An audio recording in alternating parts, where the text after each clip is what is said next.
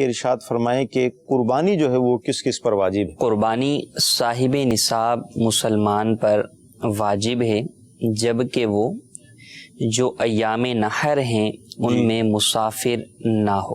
صحیح۔ تو شرعی اعتبار سے اول تو یہ ہے کہ مسلمان پر واجب ہے اور بالغ پر واجب ہے۔ صحیح۔ نابالغ بچے پر جو ہے وہ قربانی واجب نہیں، بالغ پر جو ہے واجب ہوگی۔ اور کب واجب ہوگی؟ جبکہ ایام نحر کے اندر وہ صاحب نصاب ہو۔ صاحب نصاب سے مراد یہ ہے ایام نحر کی اگر وضاحت ہو جائے۔ ایام نحر 10 ذوالحجہ، 11 اور 12 ذوالحجہ، یہ 3 ایام نحر ہیں جن میں قربانی جو ہے وہ کرنی ہوتی ہے۔ اور 12 کے غروب آفتاب پہ چونکہ اسلامی اعتبار سے 12ویں کا دن ختم ہو جاتا ہے تو قربانی کا وقت بھی ختم ہو جاتا ہے۔ 10 ذوالحجہ کی صبح صادق سے جو ہے وہ یہ وقت شروع ہوتا ہے۔ تو اب جو قربانی کے وجوب کا تعلق ہے اس میں ایک یہ کہ مقیم کے اوپر قربانی واجب ہے۔ صحیح۔ مسلمان ہے، بالغ ہے، لیکن مسافر ہے تو اس پر قربانی واجب نہیں۔ مقیم ہے تو قربانی واجب ہوگی۔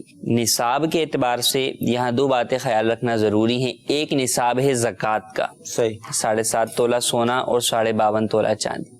پھر زکوٰۃ جو لازم ہوتی ہے وہ ہر مال پر لازم نہیں ہوتی، بلکہ زکوٰۃ جو ہے وہ سونے چاندی پر ہوتی ہے، مال تجارت پر ہوتی ہے، پرائز بانڈ پر ہوتی ہے، کرنسی پر ہوتی ہے، یعنی مال نامی پر ہوتی ہے۔ یہ سارے بڑھنے والے مال ہیں۔ جبکہ قربانی اور صدقہ فطر وغیرہ کا تعلق جو وجوب کے اعتبار سے ہے وہ صرف مال نامی پر نہیں بلکہ اگر مال غیر نامی بھی ہے تو اس پر بھی قربانی واجب ہو جائے گی جبکہ وہ صاحب نصاب ہو۔ مثال کے طور پہ اگر کسی شخص کے پاس جو ہے وہ 4 موبائل ہیں، ایک جو ہے وہ اس کے حاجت اصلیہ میں ہیں، 3 ویسے گھر میں رکھے ہوئے، تو اب اکثر لوگ یہ سوال پوچھتے تھے رمضان میں ہم سے کہ جناب کیا زکوٰۃ لازم ہوگی؟ تو زکوٰۃ تو لازم نہیں ہوگی، لیکن اب اگر ان 3 موبائلوں کی قیمت جو ہے وہ 52.5 تولہ چاندی کو پہنچتی ہے جو کہ آج کل بہت کم آ چکی ہے، 33,600 کے قریب ہے، تو اگر اتنی پہنچتی ہے تو قربانی اس پر واجب ہوگی۔ اللہ اکبر۔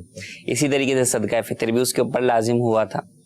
تو اس بات کا اسی طرح گھر کے اندر بہت سارا سامان ہے۔ خواتین کی جانب سے یہ سوال رمضان میں آتے تھے کہ جناب شادی کے بھاری جوڑے ہیں، کیا ان پر زکوٰۃ ہے؟ کہا زکوٰۃ نہیں ہے، لیکن اب موقع آ گیا قربانی کا، تو اب وہ چیزیں ہو گئیں۔ اسی طرح گھر کا جو اضافی جہیز کا وہ سامان جو استعمال میں آتا ہی نہیں ہے، بالکل ہی فارغ ہی پڑا ہوا ہے، حاجت بھی نہیں ہے اس کی، اب وہ سامان اگر ان سب چیزوں کی مالیت 52.5 تولہ چاندی کو اس وقت پہنچتی ہے تو آپ پر قربانی واجب ہو جائے۔